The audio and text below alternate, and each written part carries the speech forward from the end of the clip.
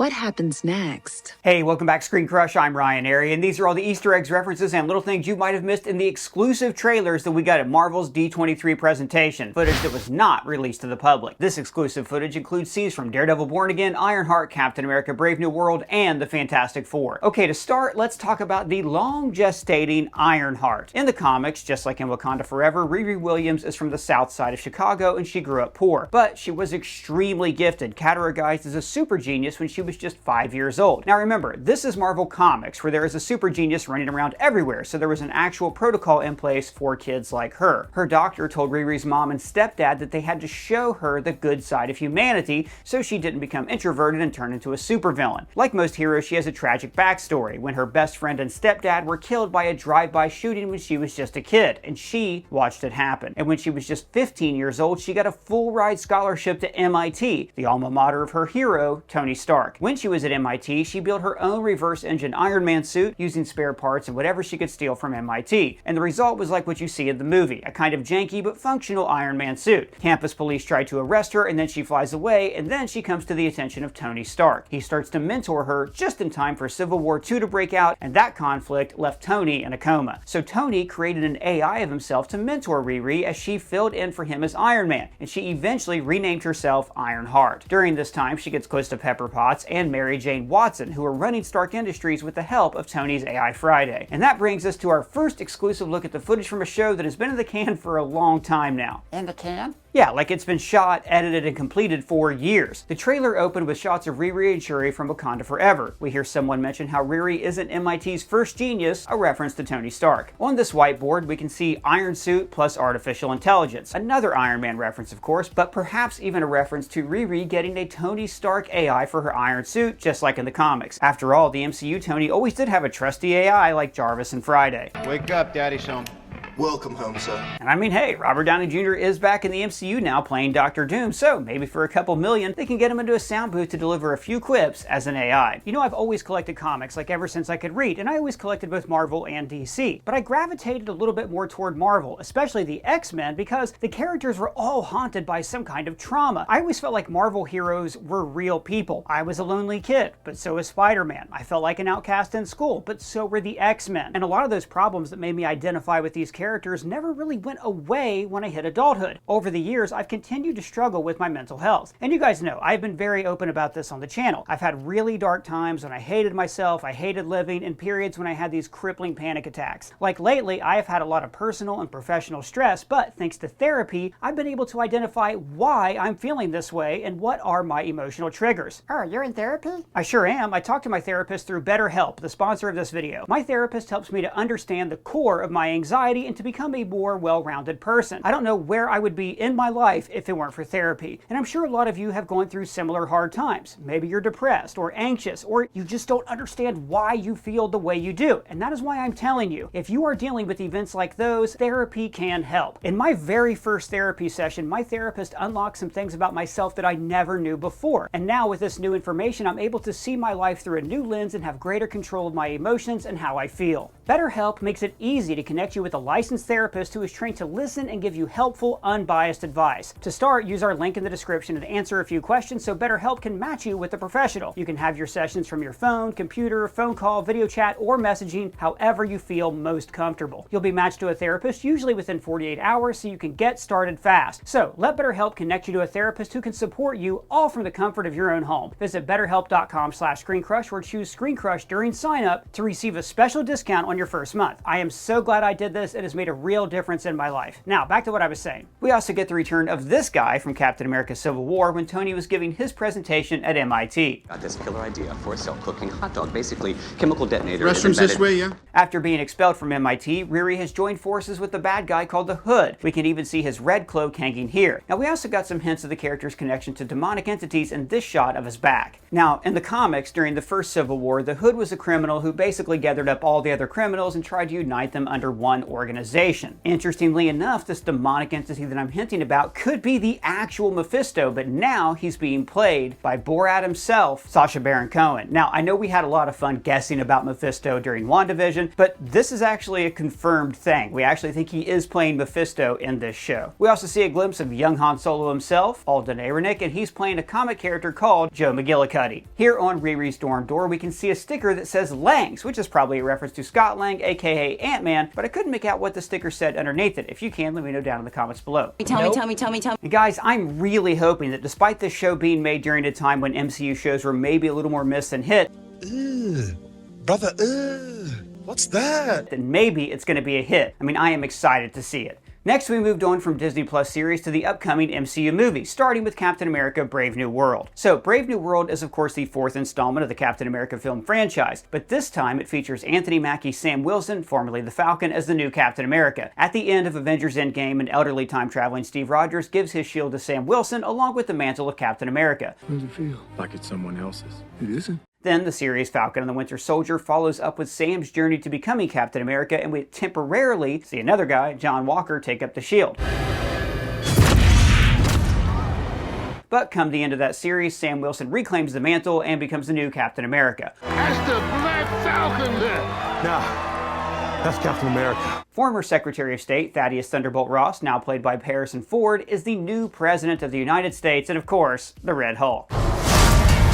Now, we actually get some shots of Giancarlo Esposito in his role as the film's secondary villain, Sidewinder. This trailer had a real political thriller vibe echoing back to The Winter Soldier, which is something Kevin Feige himself said this film harkens back to thematically. When President Ross clears the room, he tells this woman, Ruth, to stay. But essentially, in the comics, Ruth is an Israeli mutant who worked for the Mossad and Tel Aviv forces under the name Sabra. She was first introduced in 1980's Incredible Hulk number 250. However, in the MCU, it would appear that she will actually be a former Black Widow, but I'm curious to see if we'll find out later on that she's a mutant. I also want to remind you guys that we have lots of fun Marvel parody merch for sale at our merch store, ScreenCrushMerch.com right now. There's this Ross 24 shirt, the I Can Do This All Day, X-Men Nighthawks, Remember It, LFG, Wilson and Hallett, and many, many more. Shopping our merch store is the best way to directly support our channel. Thank you guys so much for watching. You can find links for those below. Here we can see Sam in his Captain America suit from Falcon and the Winter Soldier series finale, and this is likely an early scene from the film. And we also get our first look at the new Falcon, Joaquin Torres, who we actually met in Falcon and the Winter Soldier. Wait, yo, you forgot the wings. Cable.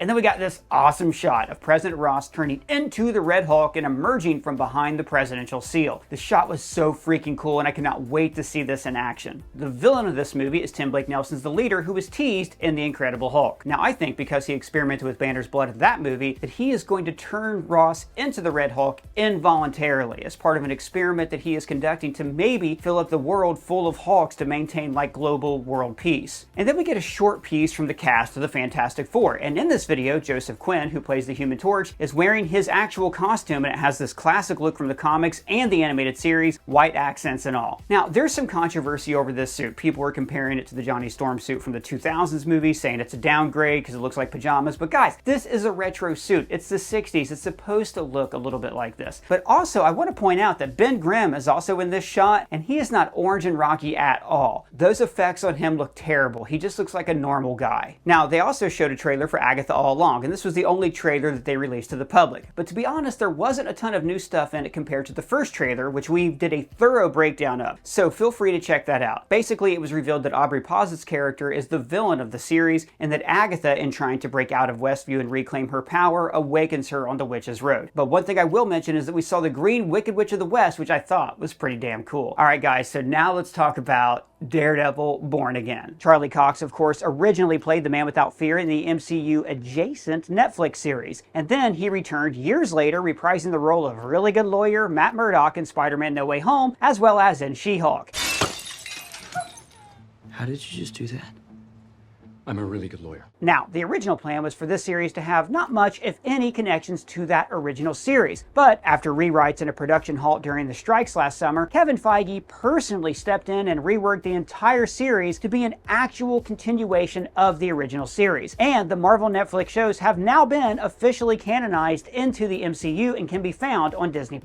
That original Daredevil series is one of the absolute best things Marvel has ever done, and I am so glad that Kevin Feige is able to see that, and instead of rebooting rebooting the character, has decided to bring the old gang into the fold of the MCU. And of course, we're getting the return of Wilson Fisk's Kingpin, portrayed by Vincent D'Onofrio. He's already returned to the MCU in Hawkeye and the underrated Echo, and now he'll be going toe-to-toe with his arch nemesis once again in the streets of Hell's Kitchen as he's campaigning for mayor of New York City. Is that candidate even out there? There's no doubt it is late in the process, but there's still a window of opportunity. That's what the poll is telling us. It could be anybody's race. In the Echo finale, it was teased that Fisk would be running for New York City mayor, and come the events of Born Again, his campaign is now in full swing. We can even see this campaign poster on the wall in this leaked footage. We hear Daredevil make a reference to David and Goliath, the story in the Bible where a young shepherd goes toe-to-toe with a giant and wins. The fight between Daredevil and the Kingpin has always echoed the story of David and Goliath, and of course there's the physical dichotomy of the two, with Kingpin being gigantic. But even more so, there's the power dynamic that drives home the true theme of their David and Goliath-like rivalry. Kingpin is wealthy and powerful. He has wide-reaching influence over the very institutions that are supposed to keep criminals like him in check. While Daredevil, on the other hand, is a small-time lawyer and vigilante who is working against that corrupt machine to bring down Fisk and others like him, a mission that proved to be nearly impossible. But with Daredevil's faith in God and his faith in good ultimately prevailing over evil, he was able to bring down his Goliath.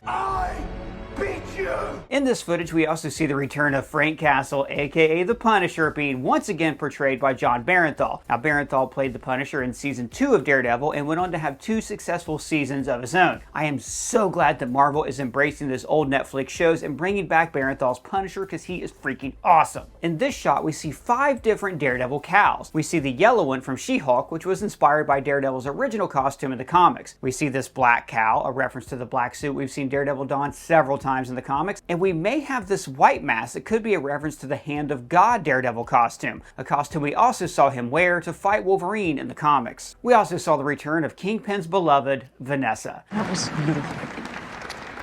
That word is meant for only you tonight. In Daredevil Season 3, we saw Kingpin agree to surrender himself to the police and not harm Karen or Foggy because Daredevil said that he would come for his wife, Vanessa. And you won't harm Karen Page or Foggy Nelson, because if you do, I will go after your wife. Speaking of Foggy and Karen, they're back too. Foggy, of course, being Matt's best friend and law partner, and Karen being their first client and now a friend and partner at Nelson, Murdoch, and Page. To Nelson, Murdoch, and Page.